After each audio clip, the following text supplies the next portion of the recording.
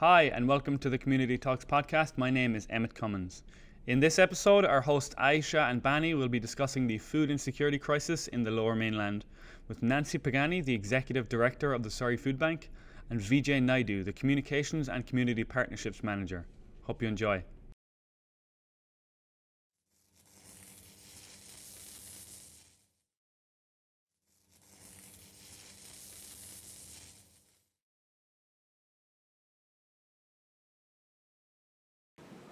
Hi everyone, I'm Aaisha.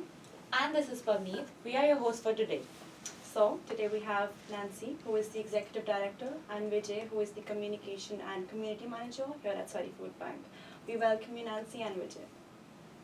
So, Nancy and Vijay, I was really shocked when I came to know that there are over 1.46 million visits to food bank in Canada in 2022, which means nearly 4,000 visits per day to a food bank.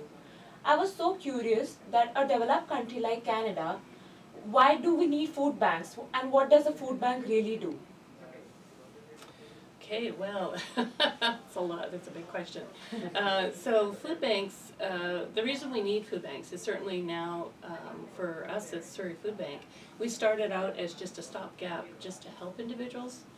We are now considered an essential service, and that really talks to or speaks to things that are happening environmentally, climate change, the rising cost of living, all those kind of things kind of accumulate and folks are put in a position where they may lose their job, where they can't afford to buy their food, so they come to the food bank. And at the food bank, what we do is we provide them with the essentials.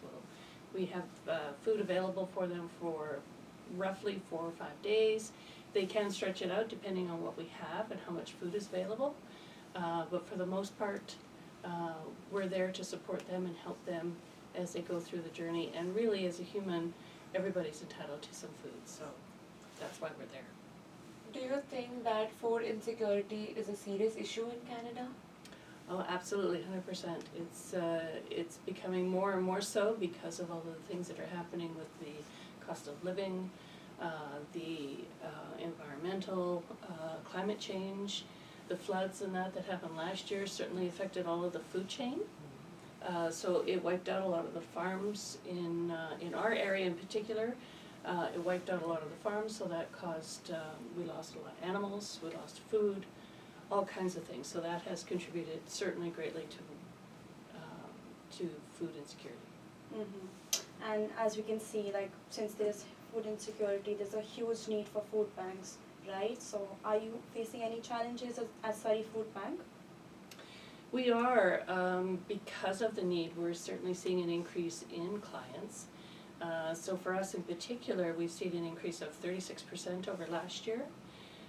We also, because of world events, are experiencing an influx of new immigrants and refugees from other countries. So that raises our client numbers. So 36% is huge for us. And 41% of those are children under the age of 18. 10% are seniors. And so it's a big shift in what we're looking at and the type of food that we need and the type of food that we can provide. You guys are having a really challenging job. Mm-hmm. Sure. I'm sure that there are many interesting stories that you have for us to know. Yeah. So did you guys ever think about working for a non-profit organization? Well, for me, I've worked in nonprofit for a number of years, so I'll let Vijay do that one. Oh yeah, so that's a good Oh, question. yes. Thank you. So yeah, my journey was I was working from home at that time, in 2020, 2022, during the pandemic. So that time, Surrey Food Bank came up because I was living in Surrey at that time, and I applied for a volunteer position, and I got the job, and I loved it actually. It actually changed my life. The way I looked at life actually it was kind of different, engaging with people, helping people and all those stuff. And also you meet other like-minded volunteers at Food Bank, and that actually changed my life actually. So I worked there for a year, and then there was a position available, a full-time position, and I was like, oh, may as well, just change my profession now. And it all worked out, and I have a good team. I not only have like clients, there are donors, there's volunteers, so I engage with each one of those. Because being a volunteer, I already know the volunteers, I already knew the clients, so it was kind of easy to actually easily like transform into the position. Yeah. So. It's so amazing, Vijay, to see your journey from a volunteer to a team member. So basically, what is the main difference that you face that when you were working as a volunteer and now you're working as a team member? Like you face working as a Surrey Food Bank, yeah. So what challenges do I face, actually? You can tell me what is the main difference? How much the main difference? Oh yeah. So the main difference of working as a volunteer, you only had certain things that you could do because like you didn't have the option to actually go meet the community or the donors, right? You only deal with the clients. And when I was working as a volunteer, I had a chance to actually help clients. But now working as a team member, I can actually do a lot more. So I can actually look at the files and I can actually see what's happening in their background, where they're living, and all those stuff. So I can actually reach out to organizations and things like that, and I actually can make a difference. Because earlier I didn't have that option, right? Yeah. So it's a good difference that Yeah, it's has a good happened. difference, exactly. Yeah, it's a good difference, yeah. Yeah. So we see how much you enjoy doing your job and love just being there at the Surrey Food Bank, right? Because you get to meet people, interact with them. So Yep. is there anything in particular, like your favorite thing that you like to do when you're at the bank? Yeah, the favorite thing that I would like to do is to go see the volunteers, right? Like every morning, the volunteers are always here. So you go and say, oh, hi, how are you doing, And also I get to meet new volunteers as well at the same time. And also I get to see the clients that when I was a volunteer, I get to see and go say, greet them as well at the same time. So yeah, I love that job because me being a volunteer in the beginning, and then I think I actually built that relationship. So it was actually kind of very easy for me to actually flow in. Yeah. And Nancy, how has your journey been? Like, what is your favorite thing to do at Surrey Food Bank? My favorite thing is to go down into distribution and be with the clients. Oh, I love being with the clients, saying good morning, and also going and speaking to our volunteers, especially the ones in sort. Our sort area is kind of separated from the rest of the distribution area, so it's great to go and see what they're doing. But really it's the clients, and you get to know them, you get to know who they are when they come in, and the difference, their stories. I mean, their stories are incredible, and the places that they've come from, and the reasons that they're here, and it's exciting to hear that and to meet them. so I would like to ask you guys one story a beautiful story that you guys have encountered in Surrey Food Bank. Looks like there's a lot. Yeah, we've been talking about this because it's really difficult to pin down any one story. There are so many. I think because we're a food bank, there's a lot of stigma associated with it. So it's difficult sometimes for folks to make that first step to actually come. And we've had a lot of different things. We have a program called Meet the Bank, and that's where folks come in and we introduce them to what the bank is all about. We tell them a story, and the story is about one of our clients, and what his journey is and what he has to do. He's a single dad, and what he has to do on a monthly basis. And I recall doing that for one school in particular, and they were a high school. And after we told the story, and I revealed at the end that it was a single dad with 2 young children, and one student put up her hand, and this is in front of all of her peers, and she said, well, now I know what my dad is going through, and I understand, and I get it. And, and you have a teenager who is used to, I want, I need. And I'm sure she was getting pushback from her dad saying, well, we can't afford that, we can't. And now she understood why. So it was really quite a powerful experience, actually, and great for this student. And for her to share with her peers, I think is huge, because most kids don't talk about things like that. So, yeah, I don't know. You might have another beautiful story. Yeah, I think recently, I think last week, I think it was, where there was this one refugee, guy, he came into the food bank and he said like he's having a really bad day.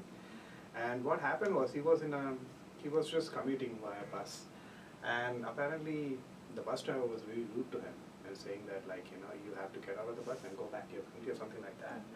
And so he came to us, and it turns out to be he's from Afghanistan, and he's a single father with 2 kids. And the story that he told us was really like upsetting in the beginning, like in the sense like he was saying like, I'm having a bad day. I was an interpreter back home, and I used to deal with the armed forces and things like that. But right now I don't even have a bed to sleep on. We are all sleeping on the floor. So that was really like made us really sad. But turned out the day for him when he came to the food bank, it all changed. He saw people like all the volunteers, everyone was smiling at him, and he was the day was trying to transform into a better day for him. And we tried to help him. We tried to feel him more comfortable. We gave him whatever we can, some bedding and things like that. He was very happy. He was like, oh wow, this is amazing. You guys are looking after me, and I'm getting spoiled here.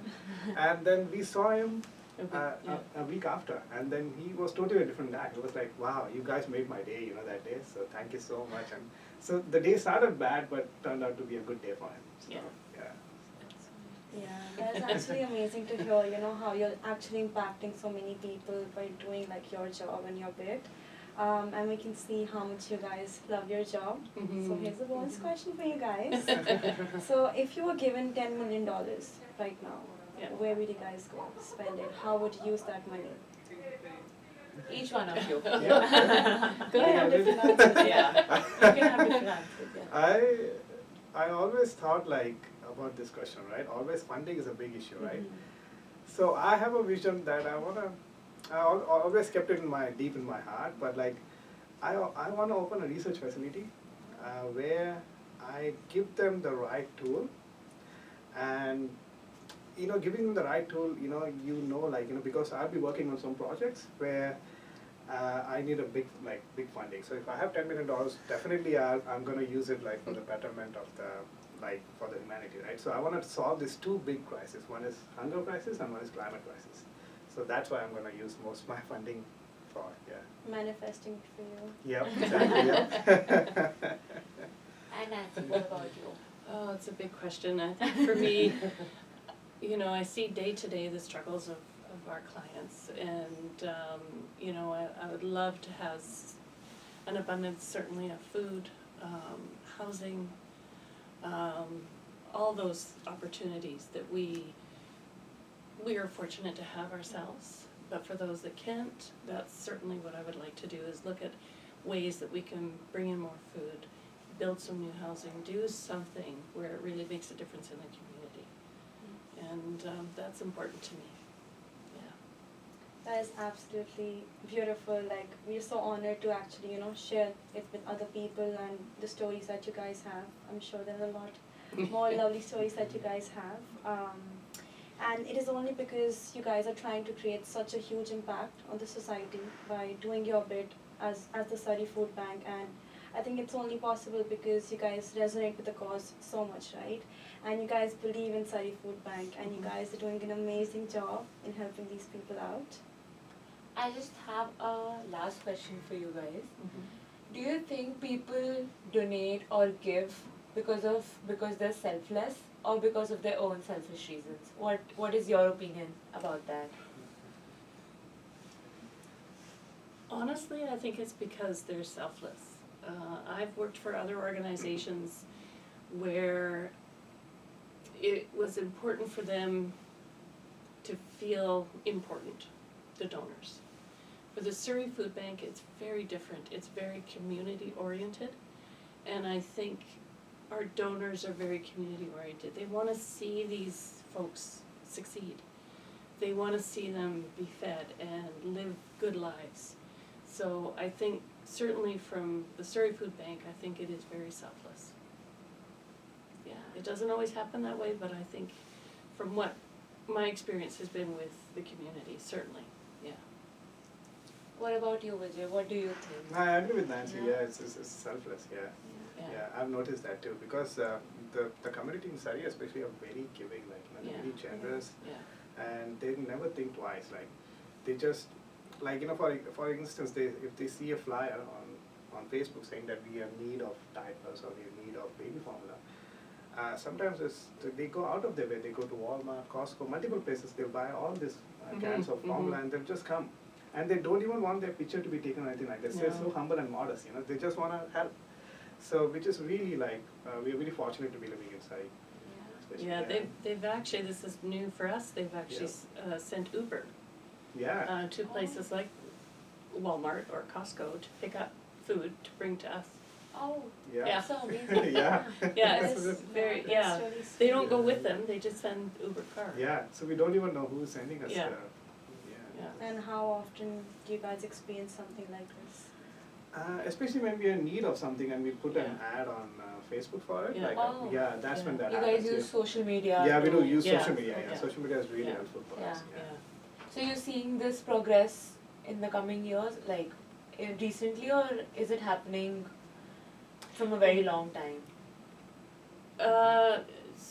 For the donations? Yeah, like how, like social media, like you posted an ad on social media and Uber for a development like Uber. Yeah. You seeing it from like the coming past years or like it's happening recently? No, I would say just in the past year. Okay. So we've just made changes to our social media program. Okay. And so we have somebody on staff now who is really up on all our social media and gets that information out as quickly as possible. So that's only really ramped up in the last year. Oh, okay. Yeah. So it's always better to give than to receive. Absolutely. Yeah. My friends and I have also volunteered at Surrey Food Bank, Yes. and the staff, the volunteers, the clients was so amazing. They were they always had a smile on their face, and it's just so amazing to see everything there. So I would just like to tell people, like, we can always contribute and donate to Surrey Food Bank by just making few clicks on the website, on the That's right. social Yeah. media. Yeah. It's just that is it for today. Thank you, Nancy and Vijay, for Thank your you. time. Thank We- you. Yeah, we Thank really you. appreciate all the time that you've given us and the amazing stories that you shared with us. They're very overwhelming, and we're really happy that we could have you today as our guests. And we're looking forward to see you really soon Yes, again. see you. Thank you. We are Thank too. you. Thank Thank you you. so much. Thanks a lot. Thank you.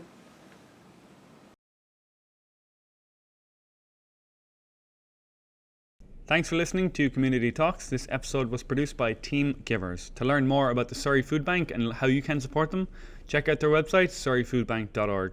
Links and more information will be in the show notes below. If you like this episode, please consider dropping a like and sharing with friends. See you in the next episode.